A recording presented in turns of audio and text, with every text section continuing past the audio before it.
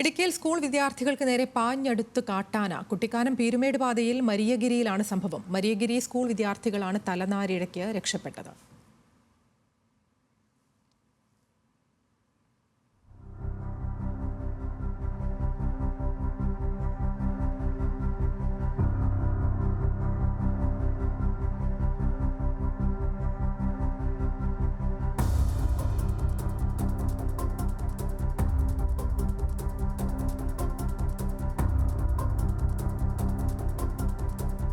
Alvin Thomas ഉണ്ട്. Alvin, എപ്പോഴാണ് സംഭവം?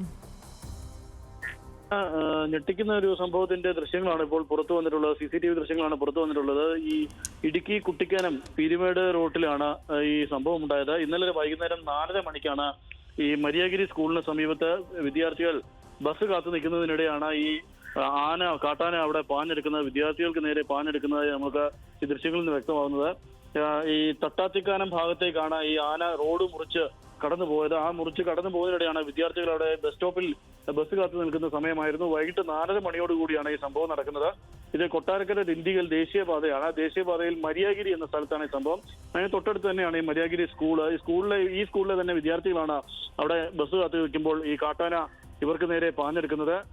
റോഡ് മുറിച്ച് കടന്ന് കാട്ടാന പിന്നീട് തട്ടാത്തിക്കാനം മേഖലയിലെ പൈൻ ഫോറസ്റ്റ് മേഖലയിലേക്ക് പോയി എന്നുള്ളതാണ് ഇപ്പോൾ നമുക്ക് അറിയാൻ കഴിയുന്നത്. പെട്ടെന്ന് തന്നെ കുട്ടികൾ അവിടെ നിന്ന് ഈ കാട്ടാന വരുന്നത് കണ്ട് ഓടി സ്കൂൾ ഗേറ്റിനുള്ളിൽ പ്രവേശിക്കുകയും സ്കൂളിന്റെ വളപ്പിൽ പ്രവേശിച്ച ശേഷം സ്കൂൾ ഗേറ്റ് അടച്ചു പൂട്ടുകയും ചെയ്തു. അതിനെ തുടർന്നാണ് ഒരുപക്ഷെ കാട്ടാന അങ്ങോട്ടേക്കും കൂടി എത്താത്തത് എന്നുള്ളതാണ് നമുക്ക് അറിയാൻ കഴിയുന്നത്.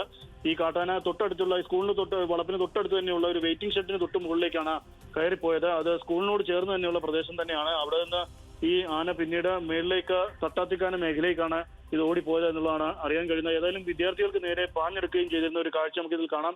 തലനാരിഴയ്ക്കാണ് ഒരു കുട്ടി രക്ഷപ്പെടുന്നത് എന്നുള്ളത് നമുക്ക് ഈ ദൃശ്യങ്ങളിൽ നിന്ന് വ്യക്തമാണ്. ശരി, ആൽവിൻ തോമസ് ആണ് വിശദാംശങ്ങൾ നൽകിയത്.